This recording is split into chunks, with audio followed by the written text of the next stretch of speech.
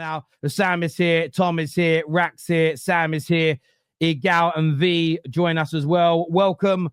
Congratulations to all fans. I hope you are well.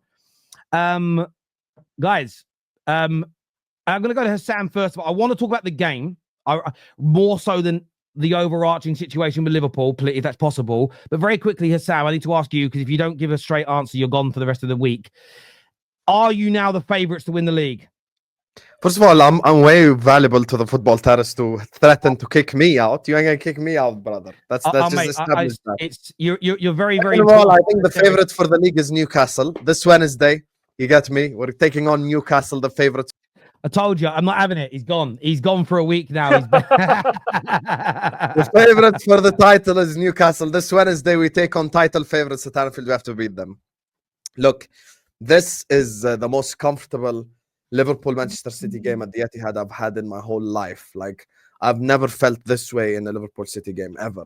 And I would say, like, Pep era specifically, like, since Pep has been manager, because obviously, like, previously we have seen games where it was a bit easy and stuff like this, but Pep era, never ever before. I think this was a very comfortable game. We just, we had the absolute perfect game plan. We knew City's weaknesses, kind of breaking down low blocks and the way that they come up against defenses, and we used that to our full advantage. It's like Konate and Van Dijk almost just read every pass before it happened. Savio and Doku were Manchester City's were like the outlets, and I know people say Doku cooked Trent. He did, but Doku cooks every fullback he comes across anyway, so there's nothing new. Like, Doku is gonna dribble past every fullback he plays. I don't remember the last time someone stopped Doku from like dribbling, you know.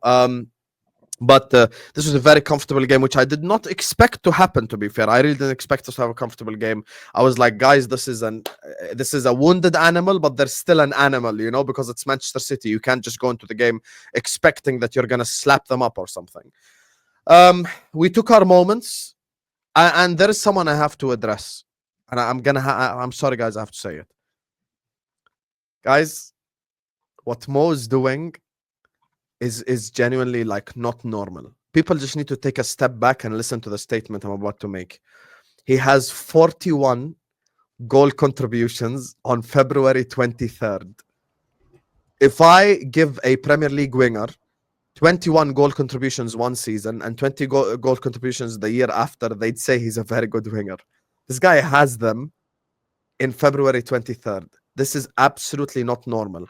I think if he continues doing as he's doing, like genuinely, he's gonna be like he probably hit 30 and 20. Never like 20 and 20 is nothing now. He can hit 30 and 20 as long as Szoboszlai keeps shooting instead of passing up all the shooting opportunities. If he keeps shooting, then he'll hit it. But you know, absolutely phenomenal today from Mo again. And you gotta remember as well, Hassam, we should have sold him in the summer.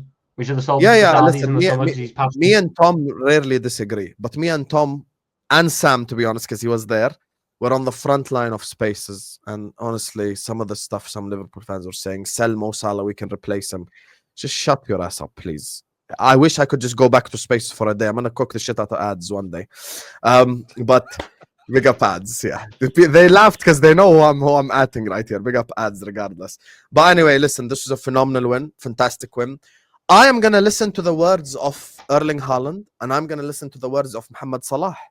Sometimes you have to listen to your leaders. What did Salah say? We have to stay humble. And I am going to stay humble. Terry, it's not even a football gods thing. It's not even a Hussam wants to do the underdog gimmick thing. I'm being dead serious. There is still 11 games to go. I'm going to take it just one game at a time. I have no reason to just have just ejaculate in 30 seconds. There is no reason to do that. Let's just chill out, like fucking hell, like just calm down. I'm calm. I don't want any complacency to seep in. We have to take it one game at a time. Southampton is a difficult game. Newcastle is a difficult game. Every game is a difficult game. Every game is a must-win game until the job is done. And you know, if I'll make you a promise right now, Terry. If Forest beat Arsenal this Wednesday and we beat Newcastle, I'll give you what you want. I'll give all the audience. It's not what I want. I just, again, it's not premature ejaculation to say I think we're the favourites from this point. Like I've said, I think, you know, when people do this whole thing, oh no, I didn't criticize them, I didn't abuse them, I just criticized them. I said, you called him an effing see you next Tuesday 5 times. That isn't criticism. Equally, saying I think we're the favourites now is not counting your chickens before they've hatched. There is a fundamental difference for me. I just don't want to bring bad luck to my club. I'm sure you did say though, if we beat City at the Etihad, then you would say. I may be wrong, but in my mind, I thought I heard you say that at some That's point. why I'm emotional today.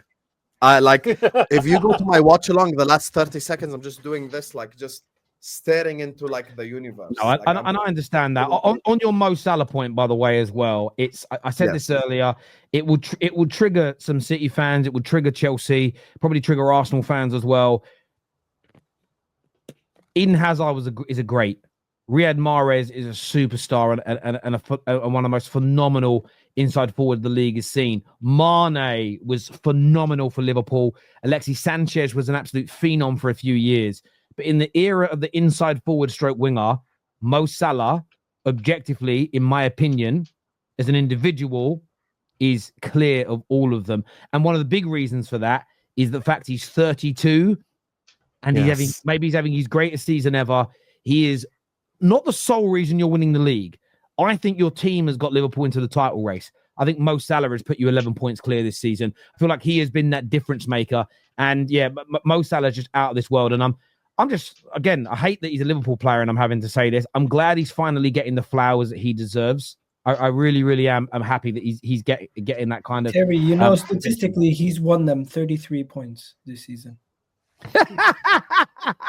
It's crazy. But this is one thing, I'm not trying to bring a dampener on it. Like, out of all the fan bases that are saying they're going to protest, barring probably Man United's, protesting FSG for not giving him a new deal is probably the most important one of the summer, because I was saying it earlier to Matt in the group chat, the Arsenal fan, who was saying Liverpool can replace him with anyone they want. They're Liverpool. And I just sort of laughed, and it's not a dig. I'm just thinking, who are the players that, one, you could get, and two, are replacing that level of output? Rodrigo. No, he's not, though. What Mohamed Salah's done this year is something only Lionel Messi has done. So unless I can pull Lionel Messi from 2015 and bring him back to nowadays, I am not replacing what Mohamed Salah's done this year.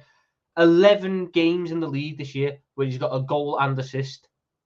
He's on 50 goal contributions, and we are not even in March. Actually, Salah done it 11 times this season. Messi did it 10. Even like Vinicius Jr. I think Vinicius Jr. is a world-class player.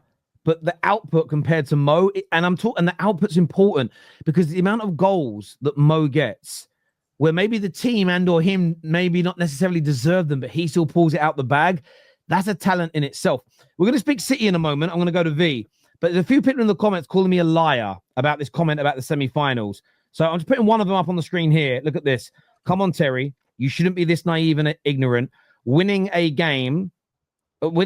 one-game final after Emery got them to the semi-finals is not the same as Slot winning a 38-game league season after Klopp left. I don't make these things up. I don't sit here and make up that people have said that. And my comment earlier today was just that this is Slot's title if he wins it, not Jurgen Klopp's, because he hasn't bought any players. I said the same as it was Arteta's FA Cup, even though he didn't buy very many players and it was Unai Emery's team. I don't believe in taking it away from the managers. And it's not the only comment and not the only DM I've had today to say, but Unai Emery got them to the semi-final, Terry. I don't know where this lie has come from. It's crazy, but please, people in the comments, I wouldn't just sit here and make that up. Pure, unadulterated. But hang on a minute. Ade, you're getting blocked from the channel now, mate, because first of all, you said I was lying. Now you're saying it's not about Arsenal. I wasn't making it about Arsenal. I was making a joke about the City fans being in a group chat, creating a narrative to lie about, because then it becomes the truth, and gave an example as to why that's kind of dangerous as a joke. I'm not having it anymore from you trolls. I'm just going to cleanse the chat from your nonsense, Ade. So see you later, mate.